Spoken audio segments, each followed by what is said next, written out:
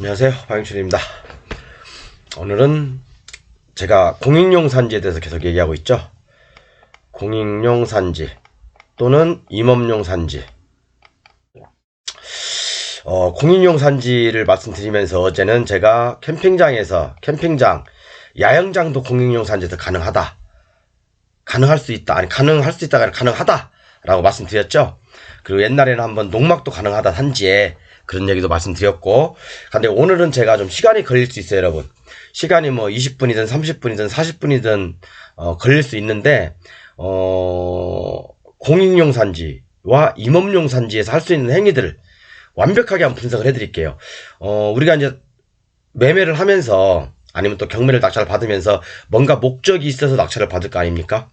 목적이 있었기 때문에. 그래서 사람들이 대부분 공익용 산지 하면 쓸데없는 땅이라고 하는데, 누군가에는 기회의 땅이 될 수가 있어요. 예를 들어 내가 캠핑장을 하고 싶다, 아니면 내가 농림어업인인데 여기다 주택을 짓고 싶다, 아니면 또 공장을 짓고 싶다. 다 할 수 있어요, 여러분. 다 할 수 있다고요. 여러분들이 모르는 일반 학원에서 가르쳐지지 않는 그런 것들을 오늘 제가 얘기를 해볼까 해요. 사실은 이런 얘기를 하기가 좀 이렇게 많이 좀 어렵긴 한데, 이런 건 사실은 상담을 많이 해서 돈을 벌어야 되는 일들이지만, 그래도 오늘 제가 한번 공개할 수 있는 데까지는 공개해 볼게요. 제 교재를 판매하고 있다는 건 다 아실 거고, 지금 200분 한정으로 판매를 하고 있거든요. 근데 지금 한 150분이 좀 넘었어요. 오늘만 해도 3분이 구매를 해주셨고, 아마 1월 말이나 2월 초까지만 제가 교재를 판매하면 될 것 같아요. 이제 그 이후에는 판매하지 않겠습니다. 저도 이제 더 이상 교재에 대해서 판매를 하고 싶지 않고, 어떤 관심 있는 분들은 여기를 캡처하셨다가 저한테 문자 보내주시면 되고요. 전화하지 마세요. 제가 시간이 없어요. 문자로 보내주시면 제가 전화를 드리든지 아니면 상담해 주십시오. 요 교재를 이렇게 판매하고 있으니까 결코 아까운 돈이 아닐 겁니다, 여러분한테. 자, 그러면 제 교재를 한번 볼게요. 오늘은 사실은 제가 요거 매매 계약 시에 이런 조항 반드시 넣어야 된다. 매수자, 매도자, 공인중개사. 만약에 여러분 매매 계약 시에 토지든 상가든 어떤 뭐든 간에 어떤 매매 계약서에 이런 조항을 넣지 않으면요, 어떠한 조항을 넣지 않으면 삐끗 잘못하면 큰일 납니다. 매도자든 매수자든 공인중개사든, 공인중개사는 어렵게 얻은 자격증 취소될 수도 있고요. 매수자는 더군다나 내가 목적한 대로 행위 제한을 못하면 낭패 볼 수도 있는 거고, 매도자는 담보 책임이 있는 거예요. 그죠? 매도의 담보 책임이 있는 거거든요. 그렇기 때문에 이런 조항, 요것은 제가 다음 시간에 할게요. 시간 되면. 하지만 아마 이건 다음 시간에 지금 계획된 걸로 알고 있거든요. 요것은 매매 계약서에 이런 조항 반드시 넣어야 된다. 요것은 반드시 넣어야 됩니다. 제가 요즘 상담하면서 많이 느끼는 게, 계약서 어떻게 쓰셨어요? 라고 제가 항상 여쭤보거든요, 사람들한테. 공인중개사들 이것 때문에 영업정지 많이 나갑니다. 그리고 자격이 취소되는 경우까지 있어요. 소송에 가는 경우까지 굉장히 많습니다, 여러분. 그래서 요거 제가 다음 시간에 한번 설명해 드리고요. 원래는 이제 요거 공인용 산지의 가치를 다시 보자 해서 2편, 3편, 4편, 5편으로 나눠서 하려고 그랬는데, 오늘 한번 해보는 데까지 해볼게요. 이걸 다 합쳐가지고 해보는 데까지 해보는데, 오늘이 434강인가일 거예요. 이렇게 아마 예외 조항까지 할 수 있겠네. 모르겠다. 일단 여기까지 해볼게요. 공익용 산지하고 임업용 산지. 자, 한번 보겠습니다. 우리가 이제 임야를 낙찰받는 이유가, 무슨 내가 거기다 닭이나 키우고 꿩이나 키우고, 아니면 또 내 죽을 때 묘지로 쓰려고 임야를 낙찰받는 분은 그렇게 많지 않겠죠? 그죠? 임야가 가격이 싸니까 요걸 개발해서 뭔가 건축물을 지어서, 또는 개발 행위를 통해서 뭔가 가치 있는 땅으로 만들려고 임야를 낙찰받는 거 아닙니까? 그죠? 가치 있는 땅으로, 누군가에게 또는 필요한 땅으로 만들기 위해서 우리가 임야를 싸게 살 수 있는 거죠. 더군다나 공익용 산지라고 딱 돼 있으면 대부분 50% 이하에서 낙찰을 받죠. 그죠? 쓸모없는 땅이라고 생각하기 때문에 사람들이, 아무 쓰잘데기도 없는 땅이다, 진짜 닭 키우기도 아까운 땅이죠. 닭 뭐 키워가지고 뭐 계란 팔아서 그 뭐 답이 나오겠습니까? 그죠? 안 나오죠? 그래서 우리가 공익용 산지, 특히 공익용 산지에서 할 수 있는 것은 극히 제한적이다 보니까, 그런데 공익용 산지가 누군가에게는 황금알을 낳는 거위가 될 수 있다. 제가 전 시간에 바로 말씀드렸지만 캠핑장, 야영장도 할 수 있고요. 그 이외에 주택도 지을 수 있고, 그죠? 그 이외에 공장도, 심지어 공장도 할 수 있어요. 하물며 종교시설, 수목장도 할 수 있고, 수없이 많은 일들이 일어날 수가 있다고요. 그죠? 자, 그럼 한번 지금부터 찬찬히 따져볼게요. 이 시간이 지금 5분 30초 지났는데, 한 20분 되면 멈췄다가 다음 시간에 할게요. 왜냐면 후단에 주식 얘기를 좀 해야 되니까, 멈출게요. 자, 다 아시겠지만, 산지관리법 제4조에 보면 산지의 구분이 있어요. 산지는 보존산지하고 준보존산지로 나눕니다. 우리가 보통 도시 외곽지역에 있는 거, 낮은 구렁텅이, 그런 것들은 준보존산지죠. 뭐 그리고 이제 어떤 그 도시 외곽 쪽에 많이 있죠. 이 보존산지에는 주로 이제 임업용 산지하고 공익용 산지로 나눠요. 임업용 산지는 공익용 산지 두 가지로 나누는데, 이 중에서 규제가 제일 센 게 공익용 산지예요. 그러니까 임업용 산지든 공익용 산지든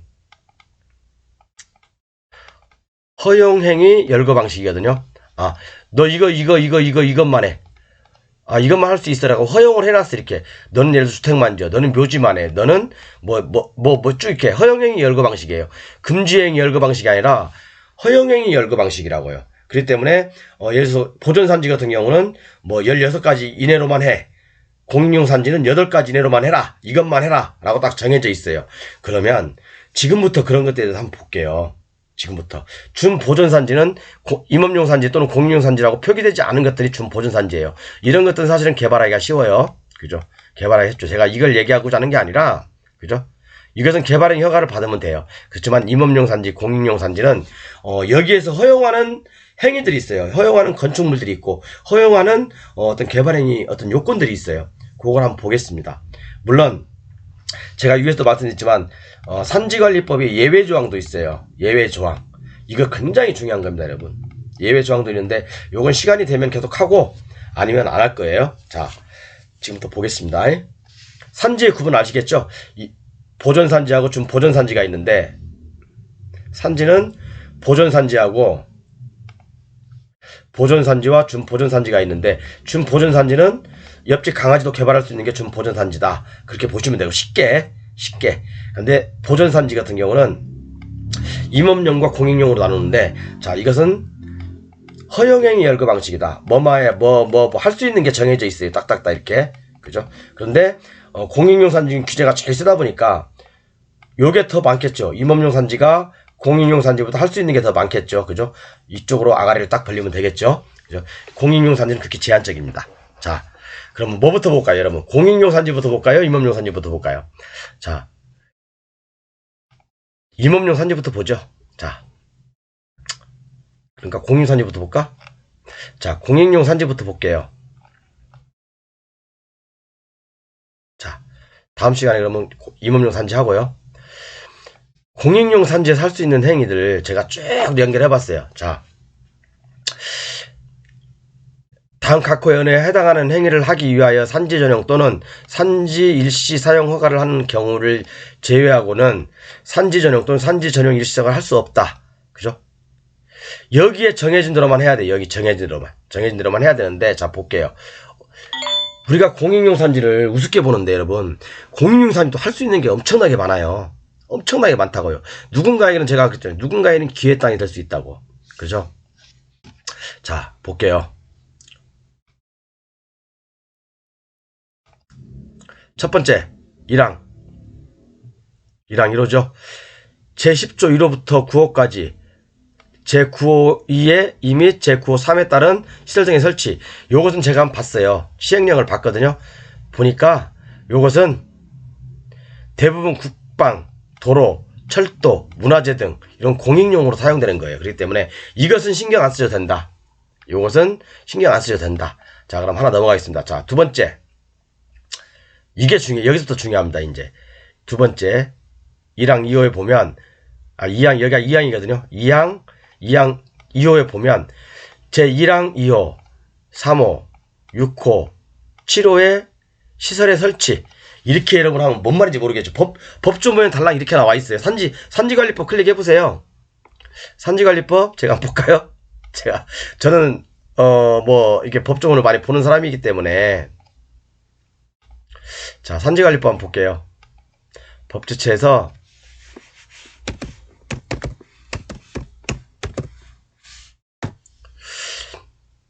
산지관리법 딱 보면 아까 12조였죠?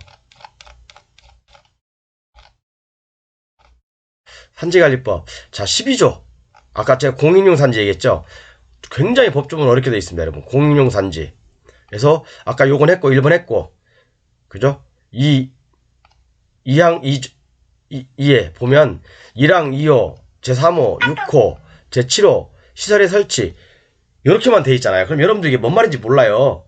그래서 제가 아주 친절하게, 성질이 좀 괴팍하긴 하지만 친절하게 달아놨습니다. 여러분들 알기 쉽게. 우리 교재를 가지고 계신 분들이 쉽게 알아들을 수 있도록 제가 설명해놨습니다. 교재 없으신 분들은 캡처하세요. 아니면 뭐 법 지식이 많은 분들은 안 하셔도 되고, 그죠? 제 교재가 필요하신 분들은 뭐 구매하시면 되고요. 자, 그래서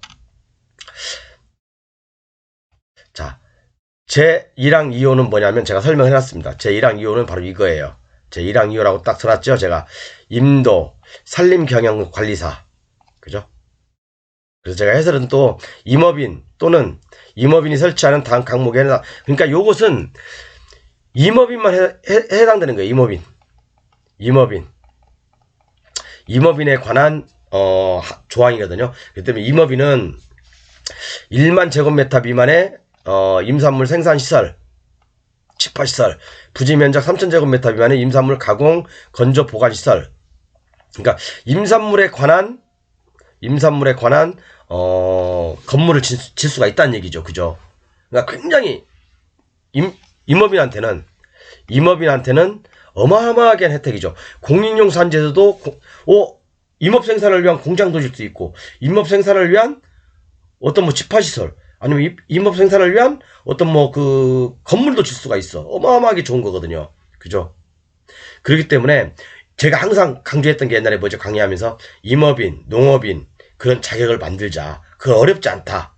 라고 말씀드렸죠. 자, 그래서 요것은 임업인을 위한 어떤 그런 혜택이에요. 그렇기 때문에 임업인은 어떤 이런 것들 다 할 수 있죠. 임업인은 생산시설, 임산물 생산을 위한 생산시설, 집화시설, 그 다음에 뭐 가공, 건조, 보관시설, 그죠? 전시 판매장도 할 수 있고, 농약, 기계 등을 보관하기 위한 시설도 할 수 있고, 물론 이제 면적 제한이 있죠. 면적 제한은. 그렇기 때문에 공인용 산지라고 해서 못하는 거 아닙니다, 여러분.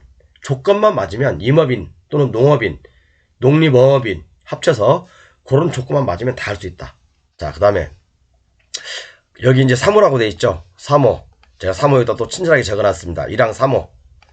수목원, 산림생태원, 자연휴양림, 수목장림, 그죠? 국가정원, 지방정원, 그 밖에 대통령령으로 정하는 산림공익시설. 대통령령이 뭐냐면 바로 밑에 이거예요. 이거 네모 박스. 제가 시행령이라고 됐죠. 시행령이 대통령령이잖아요, 여러분. 그죠? 그럼 대통령령으로 정한 산림공익시설이라는 게 어떤 거냐 볼게요. 진짜 많은 게 있어요. 진짜 많은 게 있다고요.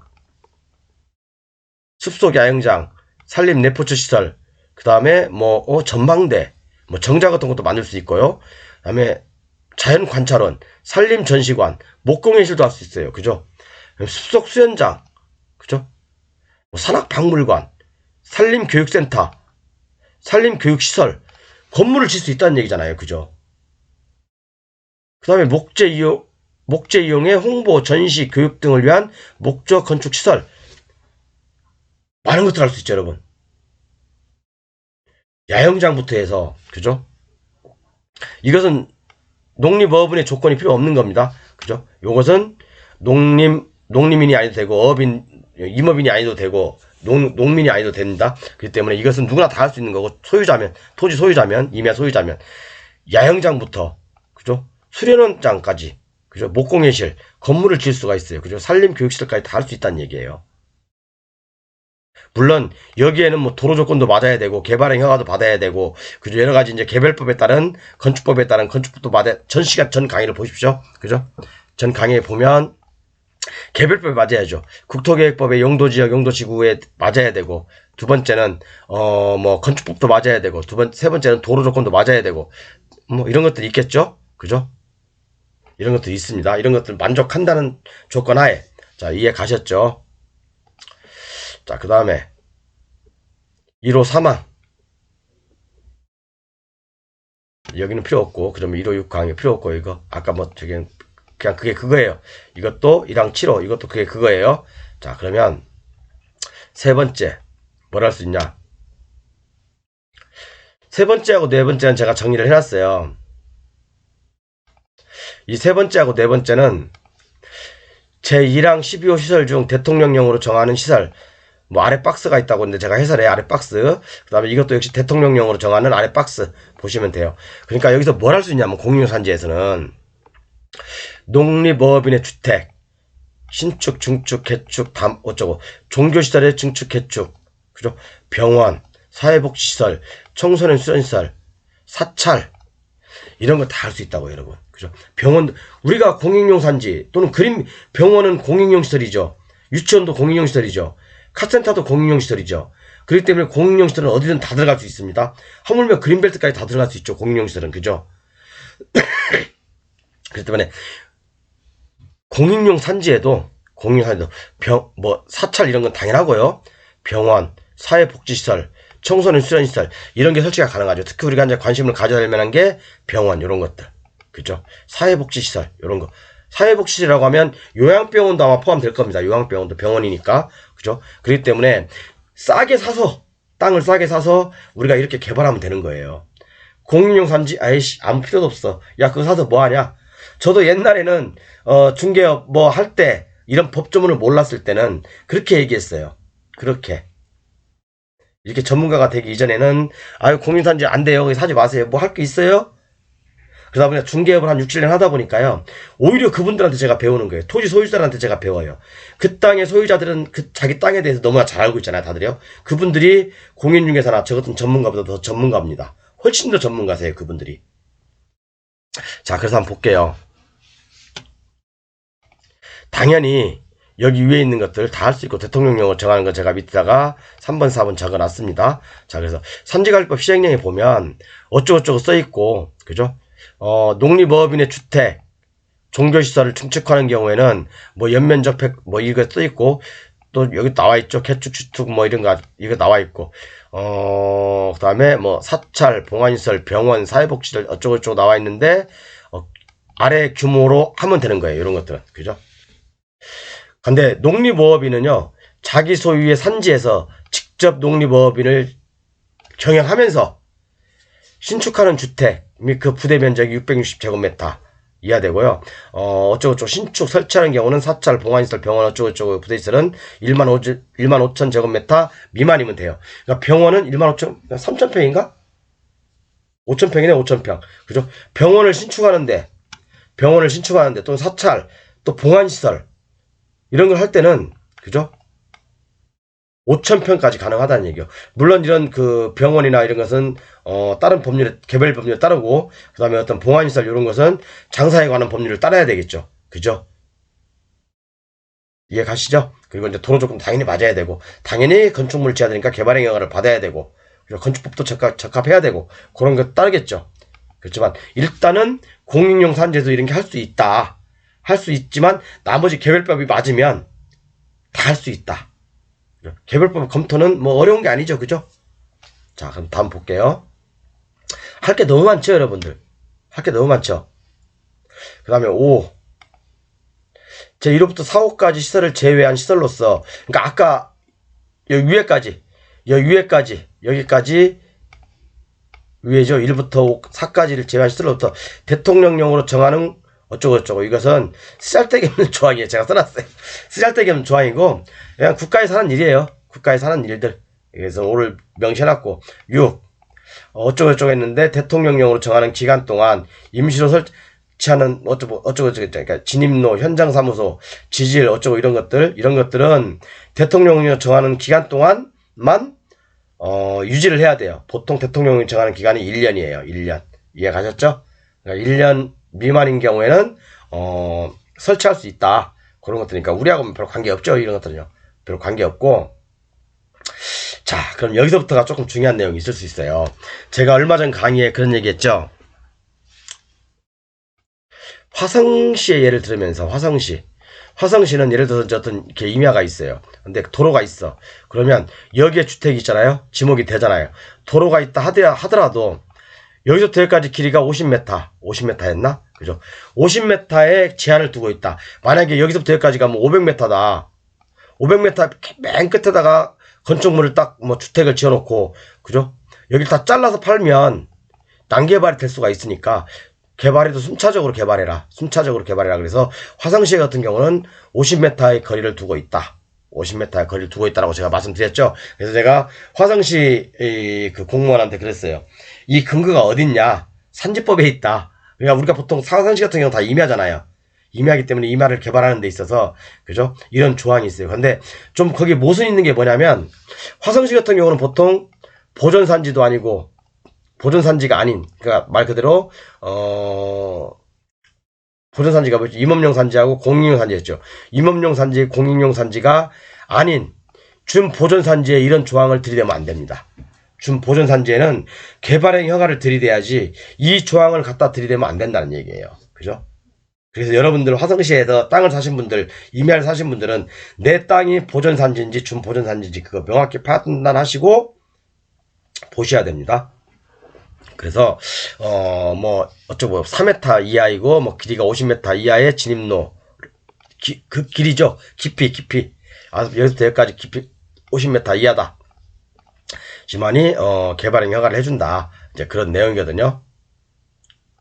자, 그러면 볼게요. 또 똑같은 내용이에요. 50m 뭐 농로의 설치도 역시 50m 깊이로 하면 안 된다. 자, 그리고 여섯 번째, 대통령령으로 정하는 행위. 그죠? 대통령 정하는 행위 여기 밑에 있습니다.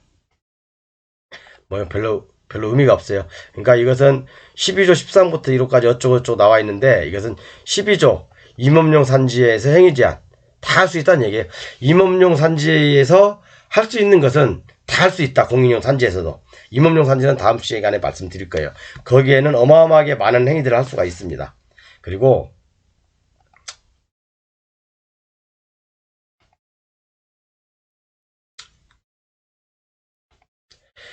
제2항에도 불구하고, 아까 제2항이 뭐였죠? 공인용 산지였죠? 공인용 산지에도 불구하고 다음 각 호의 어느 하나에 해당하는 산지에서 행위 제한에 대해서는 법률에 각각 적용한다. 각각의 법률을 적용한다는 얘기죠. 그러니까 뭐냐면 1번 제4조 1항부터 1항 제1호 남목부터 4번부터 14번까지 산지, 4번부터 제가 14번까지 쭉 써놨거든요. 요 산지는 이 법에 따라야 되는 거예요. 이 법에. 예를 들어서 공원구역이라면 공원구역의 법을 따라야 되고, 문화재보호법에 따른 문화재보호구역의 산지는 문화재보호구역법에 따라야 되고, 수도법에 의한 상수원보호구역도 상수원보호구역이 대빵이고, 그죠? 개발제한구역 어쩌고 나왔는데 개발제한구역이 대빵이다. 그죠? 이 산지, 공인용 산지라 하더라도 공인용 산지보다 우선해서 적용받는 게 이런 법들이다. 이게 14가지가 있어. 10가지가 있어요. 10가지가. 그리고 제가 아까 예외 조항이 하나 있다고 그랬죠. 예외 조항이. 그래서 우리가 이제 예를 들어서 공인용 산지, 개발 제한 구역 이렇게 딱 써 있으면 어떤 사람은 그래요. 공인용 산지의 법도 따라야 되고 개발 제한 구역 법도 따라야 된다. 이건 개소리지, 개소리. 이 사람은 이 예외 조항을 모르는 거죠. 자, 그러면 공인용 산지하고 개발 제한 구역이 딱 붙어 있어. 당연히 개발 제한 구역 따라지. 왜? 불구하고, 그죠? 공인용 산지에도 불구하고 이 법을 따르라고 했잖아요. 그죠? 그러니까 공인용 산지라고 돼 있다라도 개발 제한 구역에 관한 산지는, 공인용 산지는 개발 제한 구역의 법을 따라야 되고, 그게 맞잖아요. 그죠? 예를 들어서 공인용 산지 또는 상수원 보호구역 나와 있어. 공인용 산지, 상수원 보호구역 나와 있어. 그러면 상수원 보호구역의 법을 따라야 된다. 그죠? 행위자를 따라야 된다. 또 공인용 산지 플러스 문화재 보호구역이라고 되어 있다는 문화재 보호구역법을 따라야 된다. 이거 행위자를 따라야 된다. 그거잖아요. 그죠? 이게 예외 조항이 10가지가 있어요. 근데 여러분들이 가장 중요하게 생각하는 것 중에 하나가 25분이 지났네? 제가 예외 조항을 말씀드리려고 했는데 예외 조항은 제가 다음 시간에 할게요. 이제 주식으로 좀 넘어갈게요. 주식으로 좀 넘어가는데 주식 안 가지고 계신 분들은 나가주셔도 돼요. 또 어느 한 분이 또 교재를 구매하신다고 문자가 왔네요. 입금하셨다고 그러네. 제가 좀 잠깐만요. 문자 좀 드리고 말씀드릴게요. 음.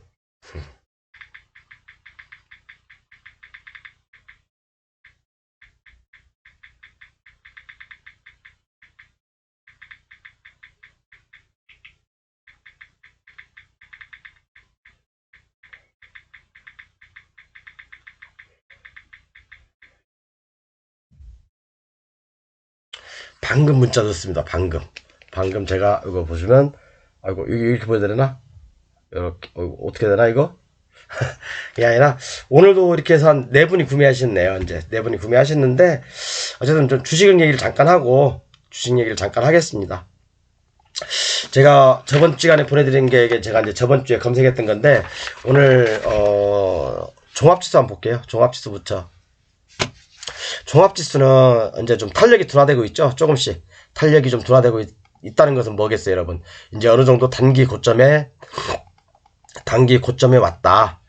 그런 거일 수도 있어요. 그렇기 때문에 지금부터는 조금 더 무리한 패팅 하지 마시고 조심하시고. 저 주력주는 뭐죠? 지금 현재 주력주는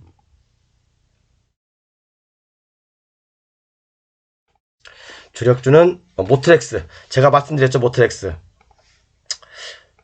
모르시면 제 전 강의 보십시오, 여러분. 뭐 급하게 가지는 않을 건데 제가 이 종목에 대해서 시나리오를 말씀드려서 지금 종합수가 이렇게 올라있기 때문에 종합수가 꺾이면 이것도 같이 꺾일 거예요. 근데 아직은 21선이 이렇게 지금 우하향으로 하고 있죠. 이렇게요. 그렇기 때문에 이것도 가성 골든 크로스를 만들고 요렇게 이렇게 N자형으로 가든지 아니면 이 쌍바닥 찍을 건지 둘 중 하나일 거예요. 그러면 뭐 여기서 심하면 13,000원까지 빠질 거고 그러지 않으면 14,000원대 초반에서 머무를 겁니다. 그래서 다시 이렇게 상승으로 돌지 않을까 이런 예측을 좀 해보거든요. 조심스럽게. 어차피 AI 인공지능 그 다음에 자율주행 그 다음에 중국 리오프닝 관련해서 어떤 그런 그 말씀드렸죠. 뭐 중국 리오프닝 관련주는 많겠죠. 화장품 그 다음에 이제 파노의 어떤 그런 개방에 따라서 제재 해제에 따라서 게임주가 될 수도 있고 여러 가지가 있을 수도 있겠죠. 대표적인 것은 화장품이나 게임주겠죠. 그 다음에 이제 원자력 관련주를 얘기했는데 원자력이나 이런 것들은 제 관심사 작년에 많이 해먹어서 이제 안 한다고 했죠.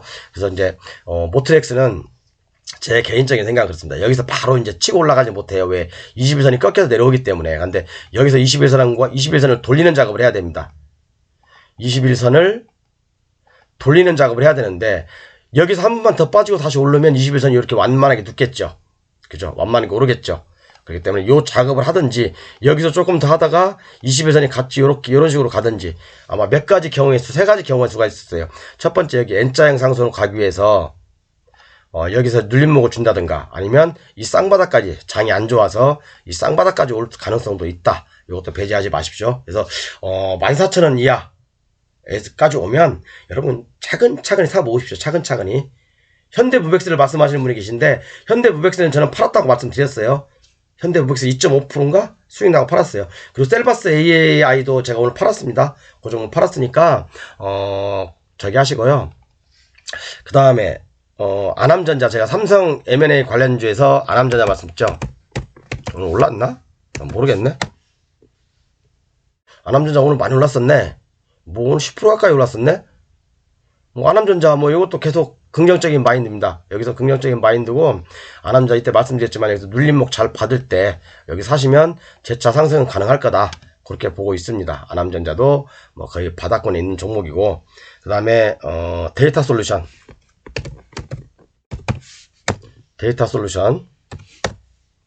오늘 많이 올랐네. 데이터 솔루션 그죠? 제가 이 종목 어제 말씀드렸잖아요. 어제 한 5종목 중에서 분명히 이 중에서 뭐 상한가 근처까지 올 수 있는 치고 달리는 게 있을 거다. 그렇지만 데이터 솔루션도 제가 좋게 본다고 말씀드렸죠. 그죠? 오늘 많이 올랐죠? 많이 올랐고 뭐 사신 분들 축하드립니다. 뭐 딱 2분인가 사셨더만 오늘 문자 온 거 보니까. 그 다음에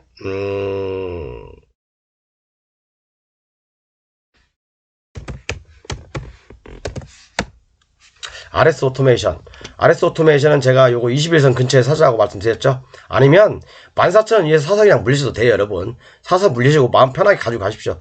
적정 최고 매수 가격은 제가 봤을 때는 13,000원 초반인데, 뭐 이 가격대 사서 좀 뭐 13,000원대 사나 14,000원에 사나 어차피 뭐 제가 봤을 때는 뭐 여기 이 정도까지는 기본적으로 갈 거라고 하는데 뭐 13,000원에 사서 물리나 14,000원에 사서 물리나 뭐 그게 그거 아닙니까?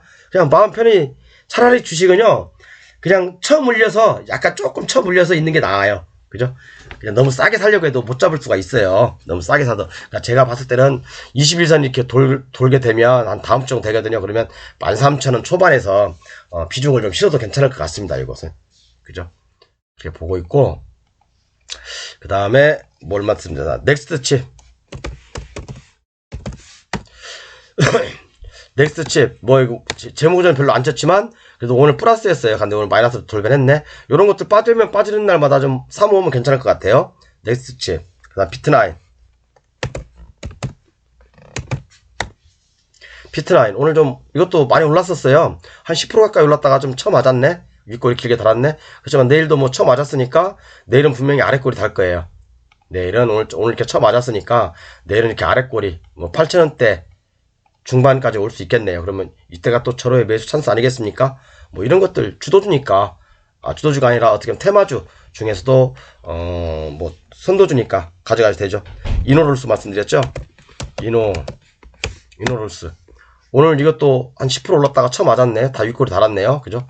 이렇게 오늘 주도주 AI 인공지능이 쳐맞은 것은 한 일주일 정도 조정할 수 있다는 얘기예요, 여러분. 그러니까 이런 기회 때 이런 때 오히려 차분하게 마이너스 보이는 날 매수하는 거예요. 그죠? 마이너스 보이는 날 매수하는 거를 맞다고 생각하고요. 물론 이제 명절이 다음 주에 꼈죠. 명절날 또 다운 나와서 쳐 맞아버리면 우리 한국도 흔들 수가 있겠죠. 한국은 제가 말씀드렸죠. 2200포인트 깨지면 가지고 있는 주식 전량 매도 도망가야 돼요. 제가 분명히 말씀드렸습니다. 또 2500포인트 깨지고 있는데 어마어마하게 공포 분위기 조성하고 있는데 또 가만히 계시지 말고 2200포인트 깨지는 느낌 안 좋다. 그러면 빨리 토끼 생각하세요, 여러분. 가지고 있는 거 중요하지가 않아요. 내가 만약에 이걸 뭐 예를 들어서 RS 오토메이션을 갖다가 15,000원에 샀어.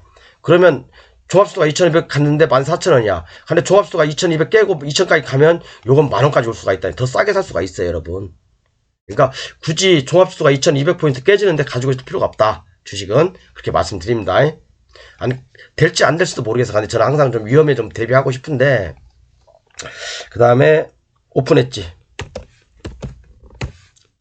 지금 제가 말씀드리는 것은 재무구조는 안 좋아요. 재무구조는 별로 안 좋고 숫자 안 나오는 주식들이에요. 그러니까 여러분들 단타로 하시라는 얘기예요. 오늘도 이것도 올랐다가 쳐 맞았네 조금. 그렇지만 이것도 좀 이렇게 가격 조정 보이면 20에서 올라오는 거 보이면 재차 상승 가능하다. 이렇게 보고 있습니다. 그 다음에 오비고. 요것도 바닥에서 이제 일어나고 있는 거예요, 여러분. 바닥에서 이렇게 일어나고 있는 중이고 지금 여기 네크라인에 걸려서 여기서 주춤거리고 있어요. 그렇지만 눌렸을 때 사 모으시면 좋은 결과가 있을 겁니다. 그 다음에 휴메딕스. 이 휴메딕스는 제가 장기 투자라고 했죠. 휴메딕스 뭐 이것은 좀 많이 올랐기 때문에 좀 조심하셔야 돼요. 그렇지만 여기까지 조정하는 양상 보이고 여기서 이제 자리 잘 잡는 거 보고 매수하시면 별 부담은 없을 것 같습니다. 그렇게 보시고 또 뭐 있었나? 비 오는 날 생각나는 거 레인보우. 아이고 레인보우 오늘도 올랐네.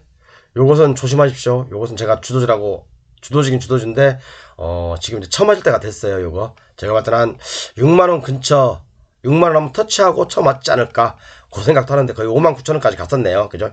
거의 이제 처맞을 때가 됐습니다. 요게 처맞으면 로봇 관련주, 자율주행 관련주, 그 그 다음에 AI 관련 좀 조정이 들어올 겁니다. 그럼 그때 사면 정말 좋을 것 같아요. 그러니까 너무 급하게 주식은 절대 사지 마십시오. 그 다음에 HPSP 요거 제가 모트렉스하고 같이 말씀드렸죠. ROE가 엄청나게 훌륭한 기업이다. 요건 ROE가 100이 나오는 거고 모트렉스는 30, 40이 나오는 거다. 어마어마하게 좋은 종목이다. 그죠? 이런 것들이 정말 이제 이렇게 금리가 오를 때 가치주 이런 것도 진짜 가치주거든요. 그죠? 금리 상승보다 훨씬 더 높은 이득을 취하고 있으니까 회사가. 그러니까 이런 것들이 더 훨씬 좋은 종목이고요. 그 다음에 리오프링 관련주로 이제 게임주는 말할 것도 없고, 뭐 게임주 중에 제가 봤을 때는 제일 좋은 게 저는 카카오예요. 카카오 게임주가 저는 제일 좋다고 봅니다. 다른 거 필요 없어요. 저는 카카오 게임주 하나만 봅니다. 카카오 게임주 오늘 8점 몇 프로 올랐네요. 그죠? 이것은, 요것도 지금 이제 거의 바닥 굳힌 것 같고, 눌렸을 때 45,000원 이하, 45,000원 근처에서, 또 45,000원 근처에서 한번 매입해보는 것도 괜찮을 것 같습니다. 그 다음에 화장품 관련 중에서 클리오 오늘 좀 조정하고 있어요. 그러니까 이것은 더 빠질 겁니다. 이렇게 빠졌을 때 여기서 자리 잘 잡으면 좋은 결과가 있을 거고, 코스메카 코리아 그래서 뭐 이렇게 대충 이제 봤는데, 굳이 지금 제가 가지고 있는 종목들 그죠? 모트렉스 그것도 한번 이제 쌍바닥 찍으러 내려올 가능성도 있고, 그 다음에 이제 RS 오토메이션도 21선이나 되고, 그러니까 13,000원 초반 후반대 사시면 될 것 같고요. 14,000원 초반이나 그렇게 사시면 될 것 같고, 나머지 종목은 다들 이제 재무 구조가 썩 좋지 않은 거예요. 숫자가 많이 안 나오는 것들이거든요. 단지 테마로 움직이는 거기 때문에 실질적으로 로봇 관련주도 이제 숫자가 나오는 것 위주로 움직일 거예요. 레인보우 로보틱스라든가 아니면 RS 오토메이션은 숫자가 나오거든요. 매출액이 1,000억 이상 넘습니다. 1년에. 그런 것들. 그 다음에 자율주행 관련주 중에서도 모트렉스 같은 거. 그 다음에 반도체 관련주 중에서도 HPSP. 이런 금리가 많이 오르니까 ROE가 높은 종목들. 그 다음에 중국 관련주에서 게임주. 카카오 게임주 같은 거. 그 다음에 화장품 관련주 클리오. 그 다음에 뭐 코스메카 코리아. 이런 것들 몇 가지 종목. 그 다음에 휴메딕스. 몇 가지 종목밖에 안 보여요. 사실은요. 몇 가지 테마밖에. 그러니까 여러분들 좀 주식 투자하실 때는 급하게 사지 마십시오. 급하게 사면 다 물리게 돼 있어요. 그리고 제가 아까 말씀드렸던 업종을